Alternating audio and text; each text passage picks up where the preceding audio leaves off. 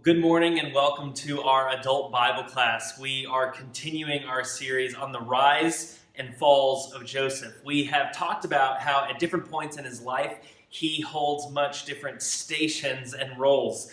In the beginning of his life, he is described as a dreamer. In the middle of his life, he is a prisoner.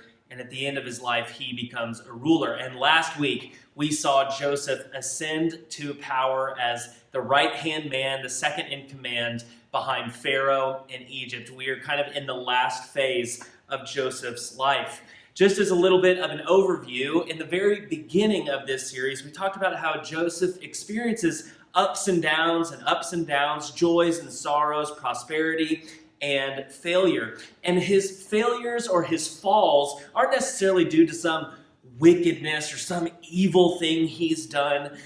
He's not someone who is depicted as deserving his suffering very much. It's often because he does things that are naive. He does things that are foolish. He doesn't see the consequences of his actions ahead of time. Not necessarily because he deserves those consequences or deserves some great suffering, but because he's short-sighted. He doesn't realize that his words and behavior might bring some evil upon him because of others' unrighteousness. And we see that in a kind of a perfect contrast between Judah and Joseph. We see Judah has this inappropriate, sinful relationship with Tamar, his daughter-in-law. He is in the midst of a grieving process, and he very quickly ends his grieving process by going and sleeping with the prostitute. But he doesn't realize that that prostitute is his daughter-in-law. And he says about his daughter-in-law, she is more righteous than me. At the very same time, we see Joseph resisting seduction and temptation from Potiphar's wife. These stories are put back to back because the author of Genesis wants us to see that Joseph's brothers are doing all of these sinful things while Joseph is being righteous but still suffering for it. We talked about how this is the opposite of the prosperity gospel. When you do the right things, sometimes that's precisely why you suffer. We don't have any promises from God that secure us from all harm and danger and suffering and pain and difficulty and trial and temptation. There are no promises from God that we'll be protected from all of those things or that we're going to be exempt or not suffer from them, especially because even when characters in the Bible who trust God, they still suffer. They still experience great pain. So there's no promise that just because you're righteous that you'll be exempt from suffering. And we see this embodied in Joseph's life. Now, while he's suffering in prison because he's falsely accused of abuse from Potiphar's wife, he has this interaction with the chief baker and chief cupbearer, and he interprets their dreams, and the cupbearer is vindicated while the baker is punished for his crimes against Pharaoh. That situation is sometimes depicted or preached about as if it's all about how Joseph interpreted these dreams and what a great guy. But I think what's more important is we're seeing the providential guidance of God's activity in history. He is opening up a vacancy in this spot in Pharaoh's court that Joseph, we saw last week, occupies. Right when the whole country of Egypt is going to go through a famine, guess what happens? The chief baker, the person responsible for the organization and administration of bread in the country, is killed. He's executed by Pharaoh. There's an empty slot, and guess what? There just so happens to be a guy who can interpret dreams, interpret the future, know what's going to happen, and is wise and discerning and prepares for it ahead of time. He is the perfect and natural fit for that position, which opened up because the baker was executed. This is showing that Joseph's journey is not from sin and wickedness to being a saint. He doesn't go from vice to virtue. He goes from foolishness and being naive to being wise. And I think a lot of us crave that in our lives, not just to be freed from our sin. Obviously, we want that, but we want to be wise. We want to know how the world really works. We want to be farsighted instead of short-sighted. We want to know how to navigate the world and all of its different difficulties because we don't want to be fools. We don't want to be in the midst of situations that we can't handle. And that's something that God provides to Joseph. Through these difficult experiences, God continues to give wisdom to Joseph. Now, last week we left on a high note, right? Joseph has an Egyptian wife. He has an Egyptian name. He has 2 sons who were born to him in Egypt named Ephraim and Manasseh. And those 2 sons' names mean something to Joseph. Joseph says these names mean to him that he is fruitful in the land of his suffering and that he has forgotten his trouble and his father's household. We are ending on a high note, but the author is setting us up to basically say, not so fast, Joseph. You are not going to be able to forget your father's household, because in the next chapter, we see that Joseph's father and his household is going to learn that there is grain in Egypt.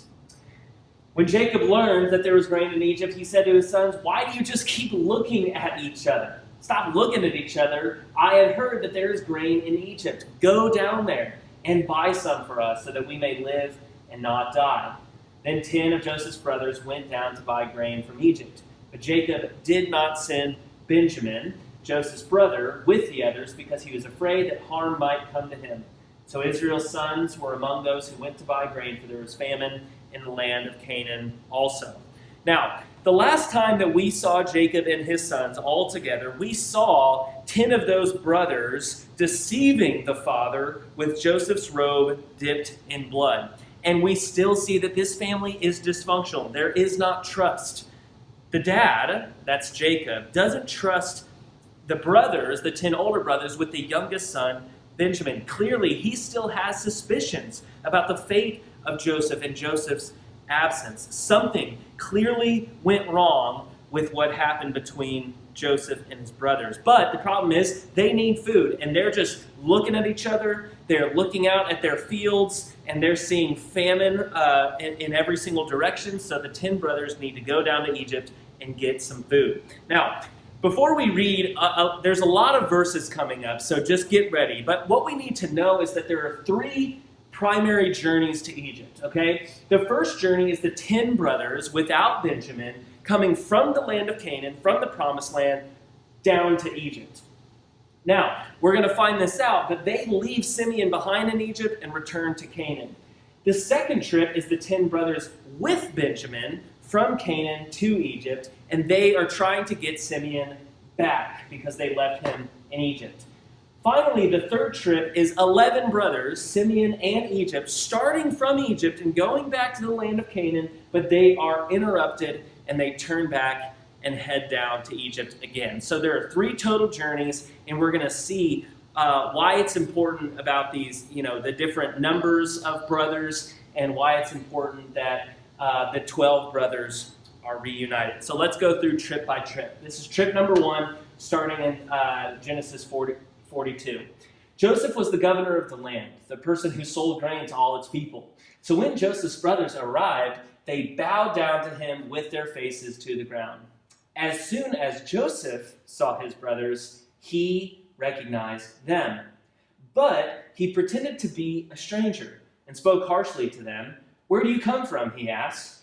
"From the land of Canaan," they replied, "to buy food." Now he remembered his dreams about them and said to them, "You are spies. You have come to see where our land is unprotected." Now, this may seem at first like an overreaction. Why wouldn't Joseph just come right out and say, "Hey guys, it's me, it's Joseph. I know you thought I was dead, and I know you sold me into slavery, but let's reconcile. Let's smooth out all of those differences we have, and let's have this glorious reunion." You might think this is a bit of an overreaction, right? Why doesn't he just reveal himself? But this is not an overreaction. For all Joseph knows, these guys are still as crooked as they used to be. Remember, they sold their own brother into slavery. He could really think that they're spies. And the reason why he accuses them of being spies is because that's how they saw him. Remember, Joseph's dad, Jacob, sent Joseph out to bring back a report on his brothers. This was something they accused him of. They thought he was a dreamer. They thought he was a spy. And he was a rat. He would always tell their dad when they weren't doing what they were supposed to do. And so he is trying to kind of tease information out of them. He wants to know what their real intentions are. Joseph is making them prove their innocence. Again, he's being savvy. He's being wise. He's not going to, after all of these years, he's not going to assume that these guys have become some righteous, holy, loving brothers. He needs to know their true character, and he's making sure that they are coming with good intentions, that they're not spying out on the land. So he is making them kind of disclose personal information about themselves in order to gain Joseph's trust. Because guess what? He shouldn't trust them. He should not assume that they are some group of honorable men. He needs to make sure that they give over personal information, that they give over their real intentions. And that's exactly what they do in the coming verses. They say, "No, my lord, your servants have come to buy food. We are all the sons of one man. Your servants are honest men, not spies." Now, imagine how that sentence lands with Joseph. Oh, honest men, interesting. This is how they cast themselves. He says, "No, you have come to see where our land is unprotected." And they reply, "Your servants," now they're giving, again, more personal information. "Your servants, the 10 of us, were 12 brothers, the sons of one man, who lives in the land of Canaan. The youngest is now with our father, and one is no more."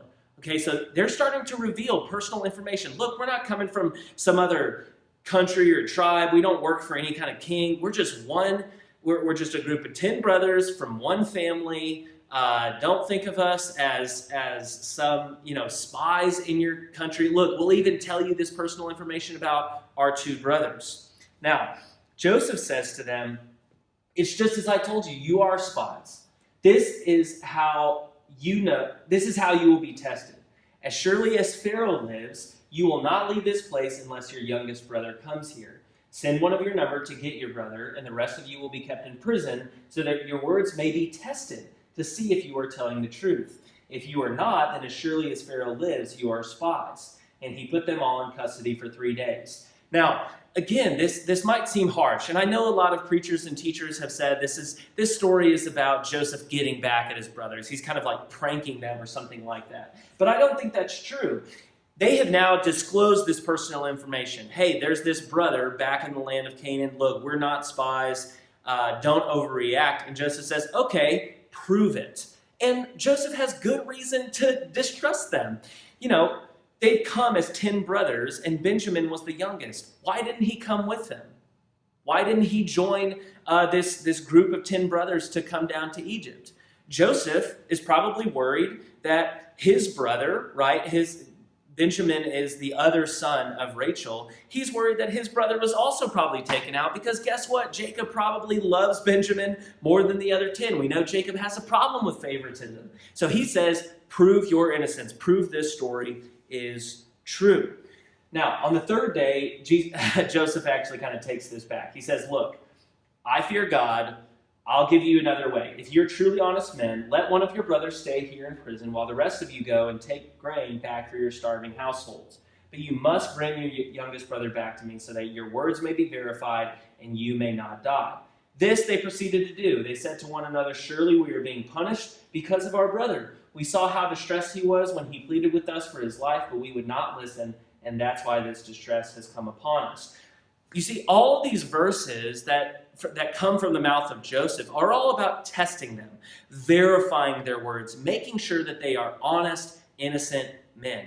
This is a test, and we may think that it's a prank, but I actually think that Joseph is testing their character. He needs to know if they're reliable, if their word actually means anything.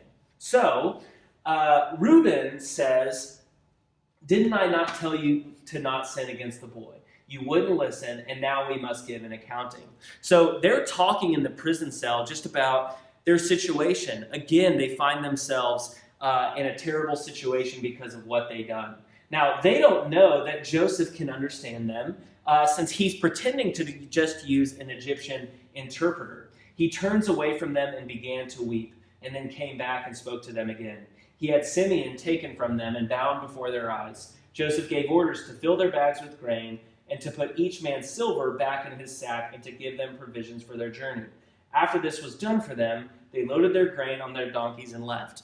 Okay, so basically they're making this deal, okay? Joseph says, look, leave Simeon back here, where I'm going to bind him, and y'all go back to your homeland. Let's say you're not spies. You take the grain back, I'll give you food, but bring your other brother down here, and then we can make a deal. Now, what Joseph does that they don't know is he puts their silver, what they brought with them to purchase the grain, back into their bags. They have no idea that this has happened. So they stopped one night, and one of them opened his sack to get feed for his donkey, and he saw his silver in the mouth of the sack.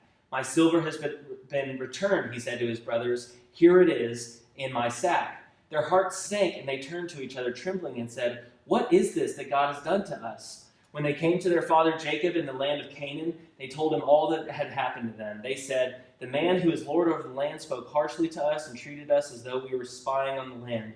But we said to him, we are honest men, we are not spies. We were 12 brothers, sons of one father. One is no more, and the youngest is now with our father in Canaan. Then the man who is Lord over the land said to us, this is how I will know whether you are honest. Leave one of your brothers here with me, and take food for your starving households and go. But bring your youngest brother to me, so I will know that you are not spies, but honest. Then I will give your brother back to you, and you can trade in the land. As they were emptying their sacks, there in each man's sack was his pouch of silver.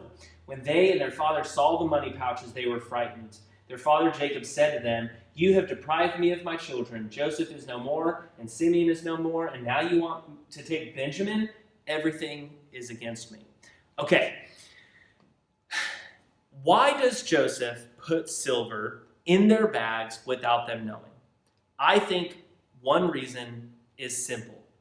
Silver is exactly what they used or exactly what they received from the Ishmaelites when they sold Joseph into slavery. But the second reason I think is much more important to the storyline. Joseph is revealing their character to their father Jacob. Because think about this. Imagine this scenario from Jacob's perspective. He sends 10 sons down to Egypt to buy grain with silver. And what do? They come back with one less brother, all the grain they want, and all the silver. It looks like they have sold Simeon into slavery, which guess what? That is exactly what they did with Joseph.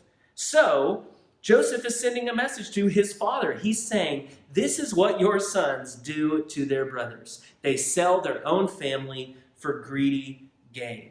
That's why Jacob can't trust them. He says, you have deprived me of my children. First, Joseph is no more. Now, Simeon, there's no way I'm going to let you take Benjamin from me. I know what you do. I know who you are. I know your character. Now, Reuben, being the firstborn son, should have, on multiple occasions, protected these brothers. But he continues to fail. He failed to protect Joseph when it mattered most, when the brothers were conspiring to sell Joseph. Now, Reuben, he failed in Egypt because Joseph came in, bound Simeon, and he wasn't able to protect Simeon. Now, Reuben makes another offer to his father Jacob. He says, you may put both of my sons to death if I do not bring him back to you. Entrust him to my care, and I will bring him back. But Jacob says, absolutely not. My son will not go down with you. His brother is dead, and he is the only one left. Here's the thing.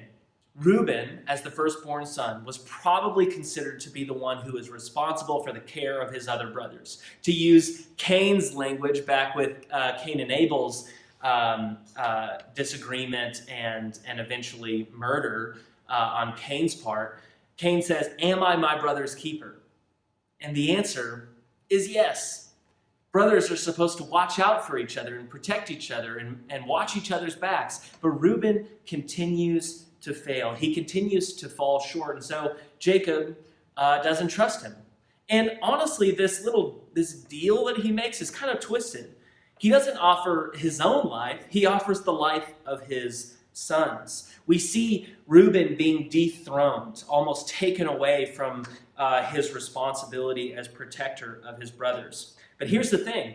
Jacob doesn't want to send down Benjamin. He thinks he's going to lose him. But the problem is the famine is still severe in the land. When they had eaten through all the grain they had brought from Egypt, their father says to them, "Go back and buy us a little bit more food." But Judah says, he reminds them, "Look, the Lord over Egypt warned us solemnly, 'You will not see my face unless your brother is with you.' So if you will send our brother," he says to Jacob, "If you will send our brother along with us, we will go down and buy food for you. But if you will not send him, we will not go down. Because the man said to us, 'You will not see my face again.'" So Israel, that's Jacob, asked, "Why do you bring this trouble upon me by telling the man you had another brother?" They replied, "The man questioned us closely about ourselves and about our family. 'Is your father still living?' he asked us. 'Do you have another brother?' And we simply answered his questions. How are we to know?" He would say, "Bring your brother down here."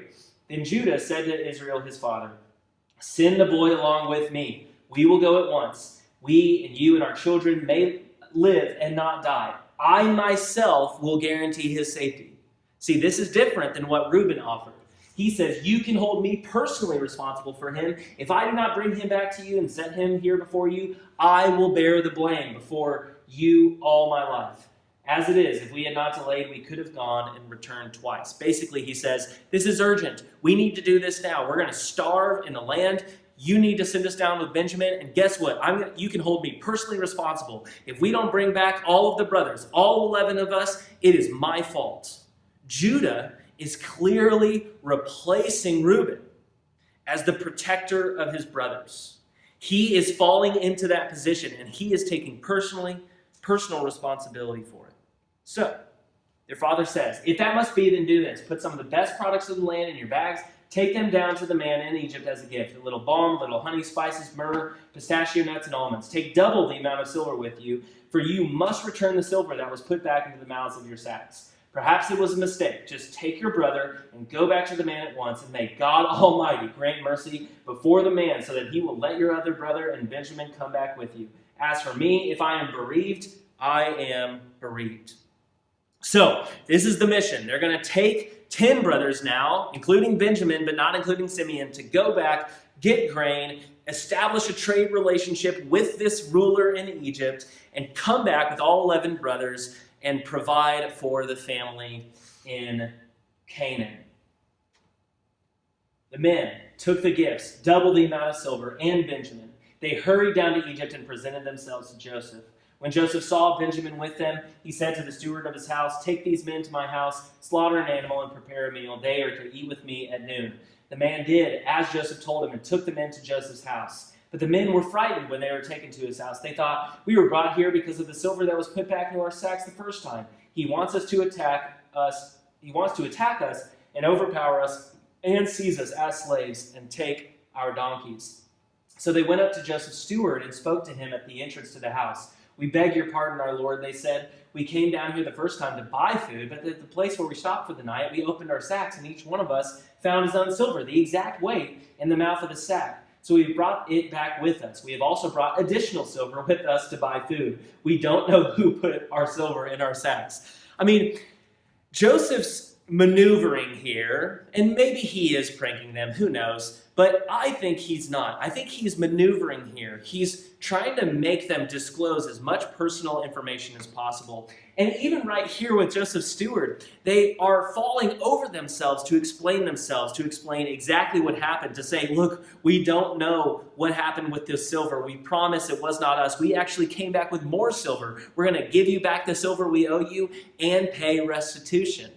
Which is interesting, right? Because these guys sold their brother into slavery for silver. Now, they have this whole meal together. The steward takes the men into Joseph's house. He gave them water to wash their feet, and they all have this meal together in Genesis 43. They tell Joseph that "your servant, our father, is still alive and well." They bow down, they prostrate themselves before him. As he looked about and saw his brother Benjamin, his mother's own son, Joseph asked, "Is this your youngest brother, the one you told me about?" And he said, "God be gracious to you, my son." Think about this. Joseph hasn't seen Benjamin for at least 13 years. He doesn't know what he looks like. He can recognize the brothers because they were all in older age when he was sold into slavery. He instantly recognizes them, but Benjamin was just a kid.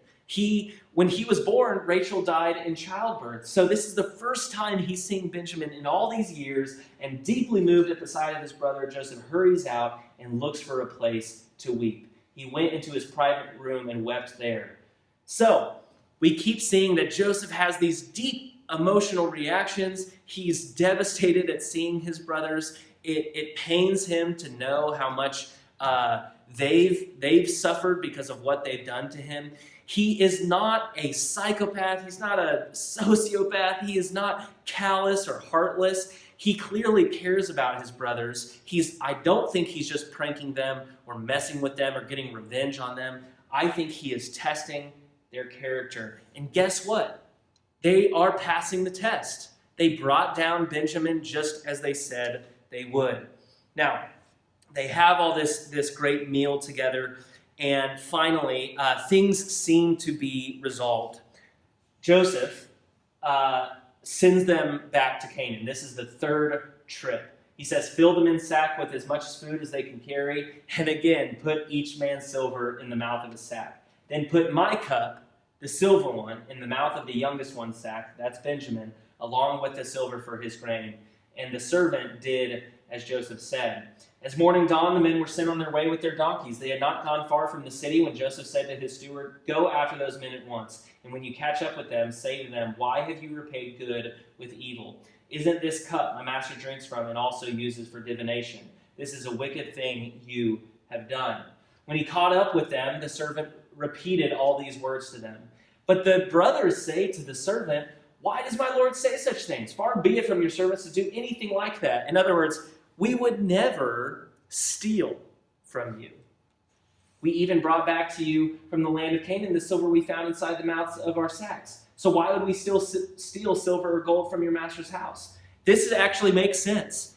Why would we steal money, steal grain, take it back to our land, then bring back that silver, pay it back to you, and then pay more, only to steal it again? If any of your servants is found to have it, he will die.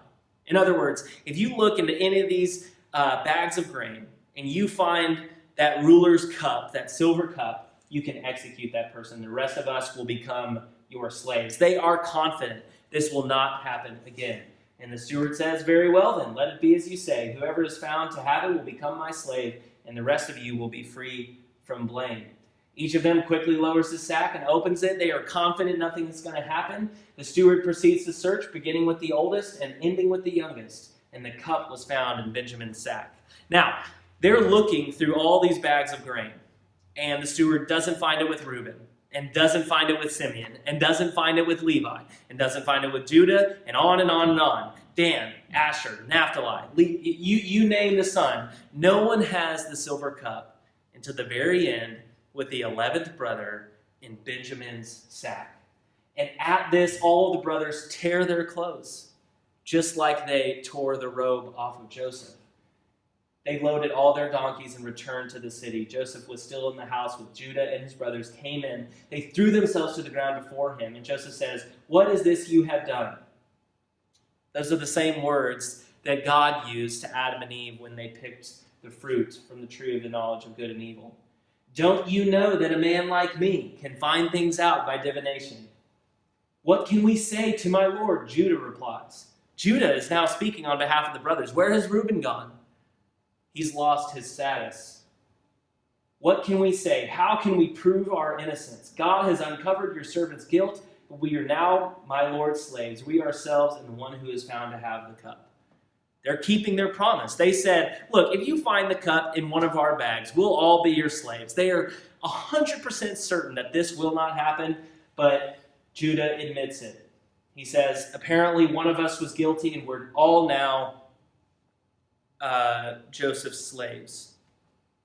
But then, Joseph gives them a way out. He says, far be it from me to do such a thing. Only the man who is found to have the cup will become my slave. The rest of you, go back to your father in peace. Again, Joseph is wise. He is giving them a chance to basically manipulate the situation, to free themselves, and to screw over Benjamin. This is their get-out-of-jail-free card. This is the last moment for Joseph to test them. He's tested them 3 times now, and he gives them a chance. Look, I'm just going to take Benjamin as a slave, and the other 10 of you, you can go back to your land with your father and your grain and all that, and you can leave Egypt and escape with your lives.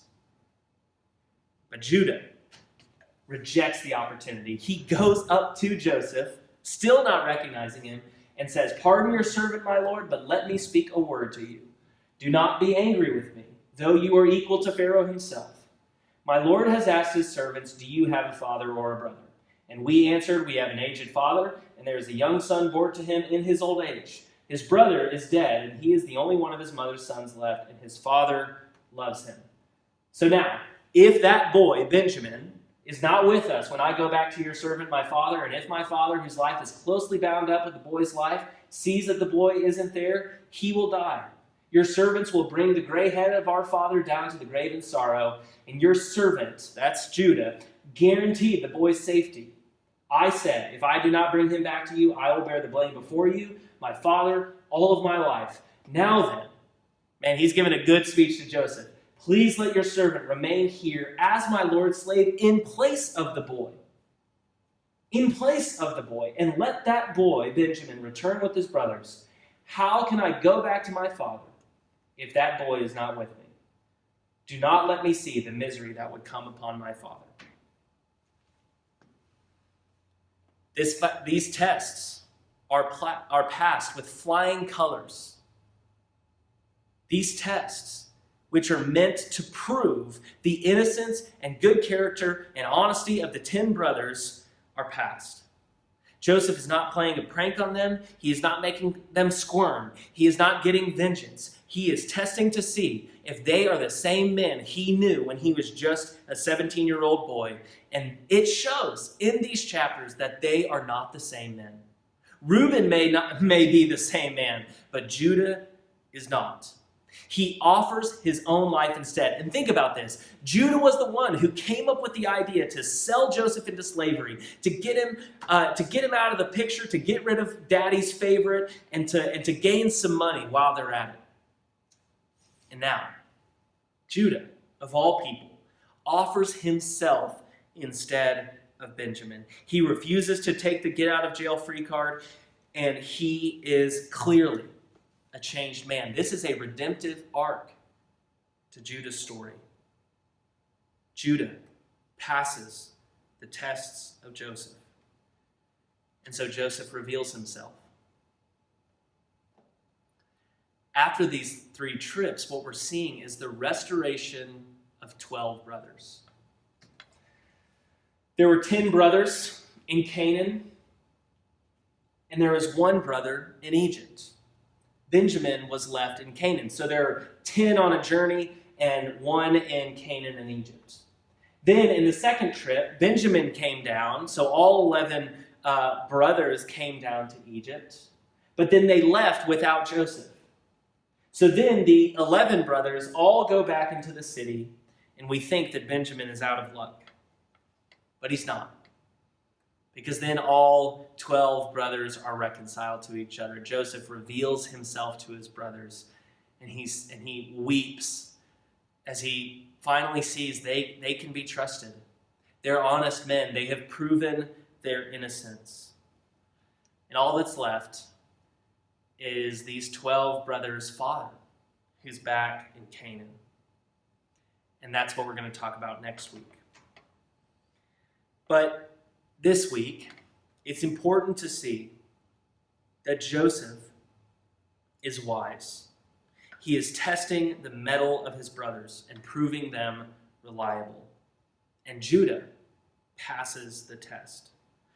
I think this is why Jesus comes from the line of Judah. We talked about this question last week. If Joseph is so similar to Christ, if they have all of these character traits that are in common, if they go through such similar circumstances, if they're both clearly righteous men who face undeserved suffering, why does Jesus come from Judah, of all people? Remember, Judah is the one who slept with his daughter-in-law. Why would Jesus choose to come through his line?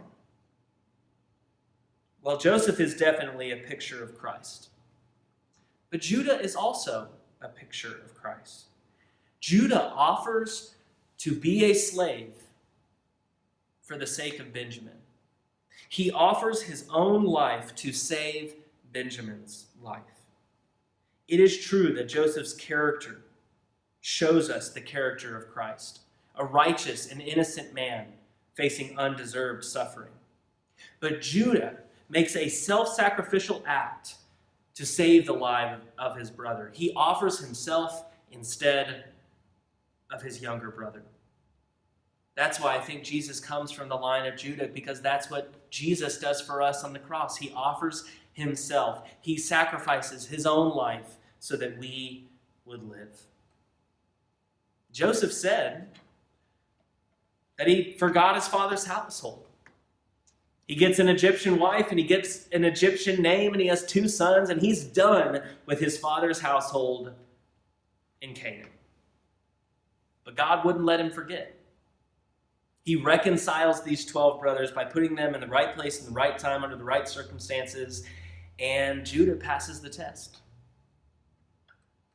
Judah offers himself.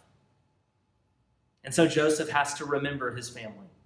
Even though they forgot him, even though they mistreated him, even though Joseph is forgotten so many times in this story, he now has to remember his family. And so all that's left with these 12 brothers in Egypt is to bring down Jacob. And that's what we'll talk about next week.